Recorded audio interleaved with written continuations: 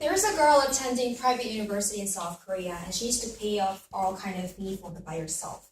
So per semester, she needs to pay 4,500,000 won for tuition fee, 1,200,000 for housing fee, 150,000 won for buying a book, and 480,000 won for communication and transportation fee for 3 months.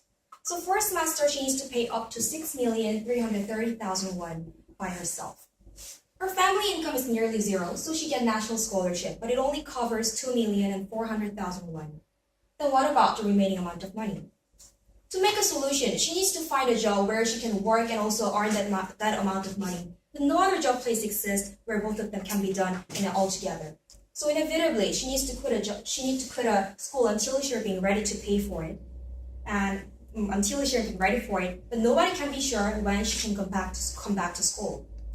Based on the context, Korea University, according to Korean university media, tell that they're going to cease providing merit-based scholarship and use that budget into need-based scholarship, so that Korean university students are guaranteed to get national scholarship and university scholarship, which are based on need-based one.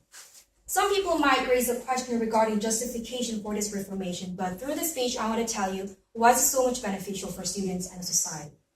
So I want to tell you 3 arguments which are individual benefit, social responsibility, and social benefit. But before moving on, let's check out what are the benefits for an individual.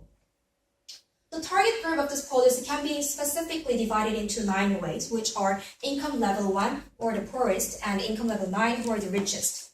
And under this new model, national scholarship is guaranteed to income level 1 to income level 8 in a different portion. However, this will never be enough to pay for a private university like Yonsei. So we provide additional university-provided need-based scholarship, especially to income level 1 to 5, so that they can pay for a private tuition fee.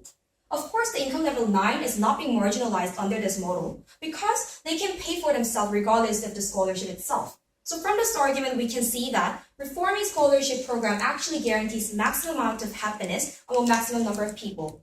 Now let's move on to what kind of social responsibility we have. Society should be able to provide basic needs for a citizen to be a functioning social constituent. But when we say functioning, it does not mean simply eating or sleeping, but working as a human being who can earn for themselves. And also we need to think about unique characteristics of South Korea, where the income gap between university graduates and high school graduates is more than 7,410,000 won, of which has been provided by the Ministry of Statistics. So in this status quo, we can see that university education is no more a choice, but actually inevitable stage if you want to get a decent job and want to support yourself. In this context, if there is a student who are qualified for university education but cannot take it because of his or her financial capability, it's society's role to be an active member who can support stable conditions for it. Then let's move on to what are the tangible benefits that society can gain at the end of the day. So we can find out more hidden human resources and utilize them for social development. Like the Sonia Sotomayor, who is the Associate Justice of Supreme Court in the United States, she graduated Princeton and Yale by the affirmative action.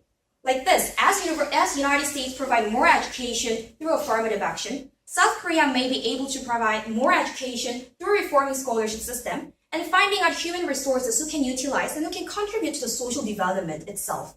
That is the benefit that the society can gain at the end of this day. So I've told you some of the benefits in an individual and social level and justification for social responsibility. But still, some people might raise a question. Some people might say that scholarship should be used for a rewarding system. Some people say that scholarship should motivate people to study harder. However, even without merit-based scholarship system, there is a natural rewarding system for the students who got high GPA. For example, after they get into job market, they're in a superior position at getting a job. That is a natural reward for it. And second of all, about motivating students to work harder, even without merit-based system, you need to study harder to get a job. You need to study harder to get a graduate school. That is obviously a natural mechanism to motivate you to study hard. So according to the Martin Luther, he said that if you cannot fly, then run. If you cannot run, then walk. And if you cannot walk, then crawl. But whatever you do, be aware that you're going forward.